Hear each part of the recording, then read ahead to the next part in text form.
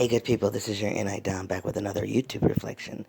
And this is a personal journal for contemplative people looking to think, grow, and have impact in the world. So, hey, I'm up right quick with the thought of conflict of interest. I did a reflection earlier this morning. Today is December 24th, which is, for me, Christmas Eve. And so I'm with family and being around family as an INTJ from intergenerational trauma, and being an Enneagram 8 always lends itself to some interesting reflections. So I did a reflection this morning on what's called hypervisibility, and it's something that I've thought about as relating to work, and then I connected it to family.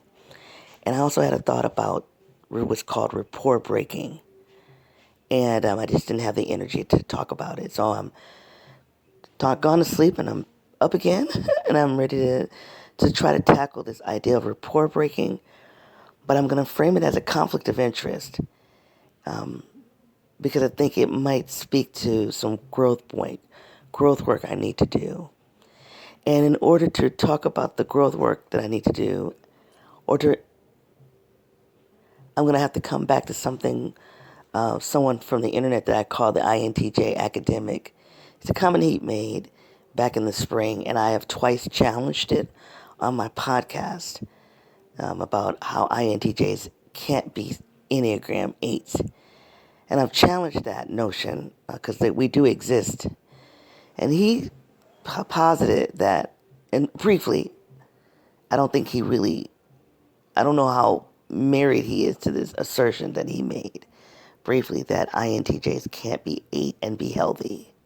They can't be an Enneagram 8 and be healthy. And I challenged that. But I always think about it because I always want to check myself, like, don't block yourself from growth. Is there something in that you can use for your own growth? So for the most part, I've been fairly confident that INTJs can be 8s but we just lean into our 8ness differently.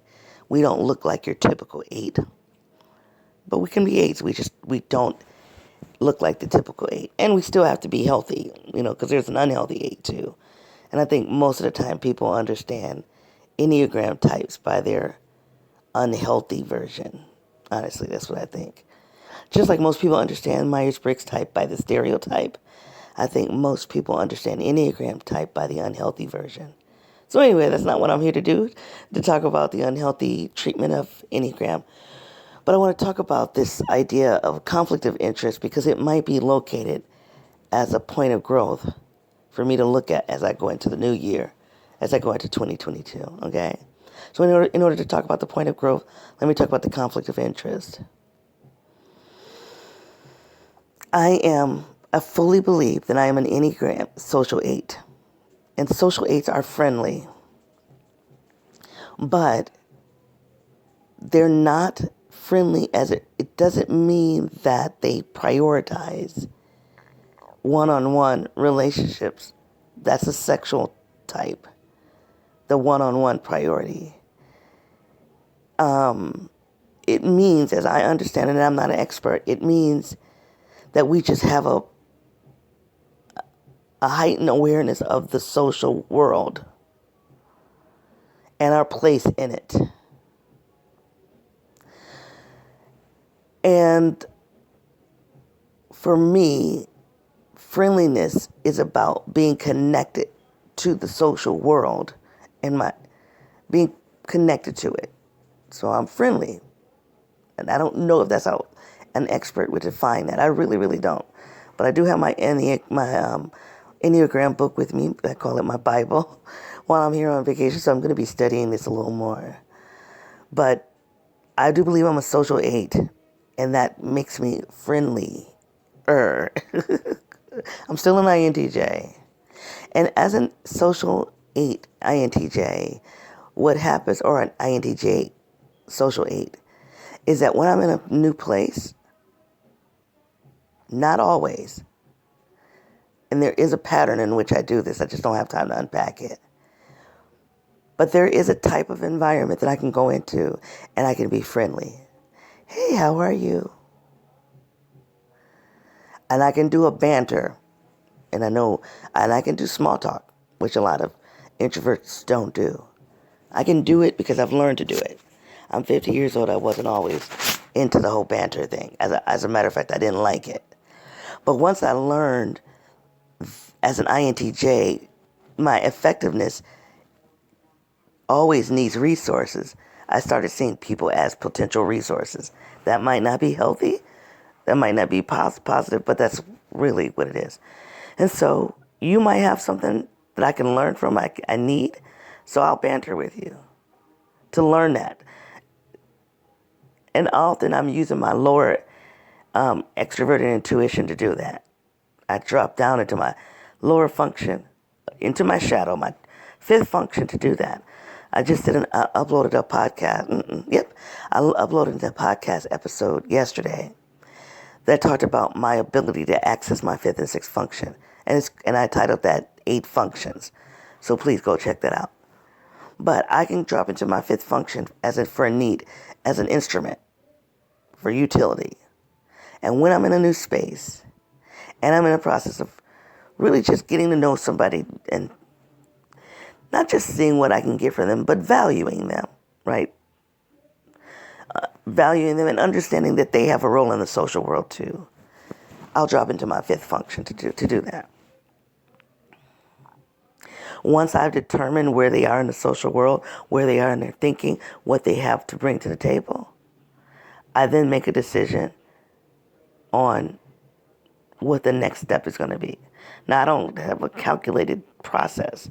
This is just something intuitively I do. At that moment, when I make the decision what I'm going to do with them, I will move to pitch a friendship, a businessship, some type of exchange. There has to be some type of action. If I assess that there's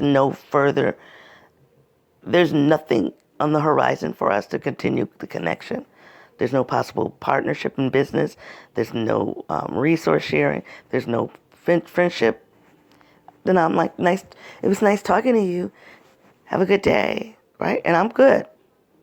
If that person sees me again and they remember me from my ability to banter, my ability to take my fifth function and engage them, and I have not put the wheels in motion for us to do any kind of continued action together, when they see me, they will misunderstand my intentions. They won't misunderstand my person. They'll think, oh, there she is. She can banter well. Let me talk to her, and I won't. And I can be pretty... I think I'm always going to, now, because I'm older, I'm going to be polite and respectful. But I'm not going to linger into the bantering that I did before. So I'm in control of that. I'm in control of how and when I banter. And I don't know if other introverts know how to...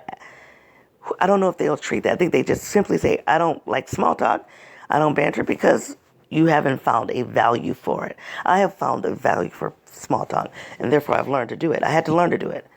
I've talked about this. My dad used to always challenge me. He's now gone. So of course I'm thinking about the things I've learned from him in a different light. But that's one thing he would challenge me to do. Learn how to have that small talk. And he was lecturing me about that almost up into my 30s. And right around 30, I learned how to small talk it. Okay, now small talk it, I make an assessment. Are you going to fall into one of 3 buckets? If you don't fall into either of those 3 buckets or some other possibility, I'm very polite. Nice talking to you. Nice chatting with you. I got to go now. Bye-bye. Okay. Then when you see me again, then you learn.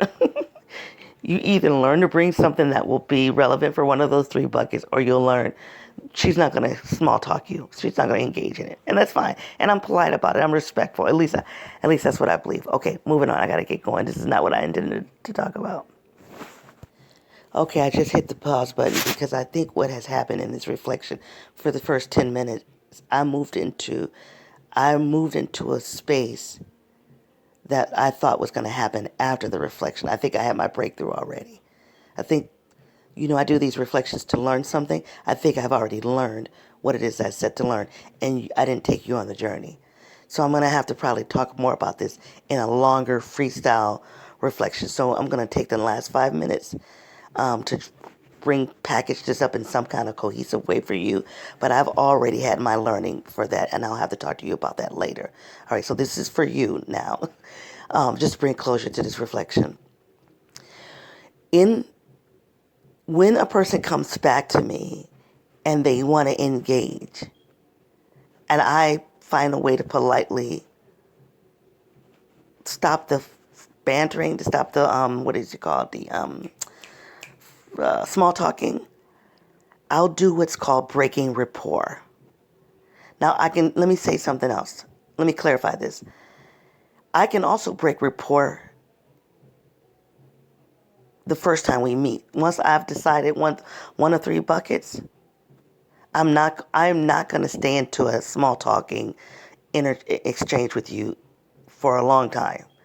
That's another thing about me. So I am an introvert. I don't like to be in a small talking exchange for a period of time. I just can do it longer than most introverts. It's my point. Longer than most NI-DOMs. I can do it longer. But I do hit a point where I'm like, I'm done. Once I hit that point, I'll do what's called breaking rapport.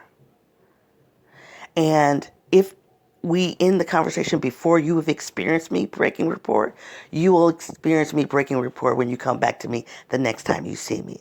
At some point, I'm going to do what's called breaking rapport. When you break rapport, you send it's in your body language that you are no longer connected to them. Now, the flip side of breaking rapport is being in rapport. When you're in rapport with somebody, you take your body and you connect it to their body language so as to invite a connection. This is something I learned in my training this past semester. That we can encourage and invite somebody to connect to us by our body language, by matching our body language with the body language of someone else.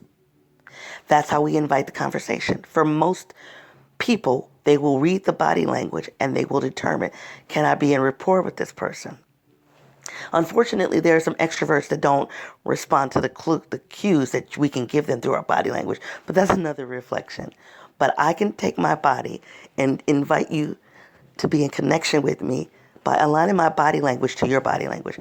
We don't do this consciously, by the way, until we learn it. And that's what my training did. Okay, I gotta close. When I'm no longer interested in being connected with you, I can take my body language and stop making a connection with you. That's called breaking rapport. Okay. As a social introvert, as an Enneagram 8, I do that all the time. I decide who I'm going to be in rapport with, who I'm not going to be in rapport with my body language. Initially, when I thought conflict of interest was that I thought that I didn't know how to break rapport. I thought the lesson for me was you're going to have to learn how to break rapport with people who you don't have anything in common with. That's not true because I do that. So the question I'm going to end this reflection with is, when am I in rapport with people longer than I'm supposed to?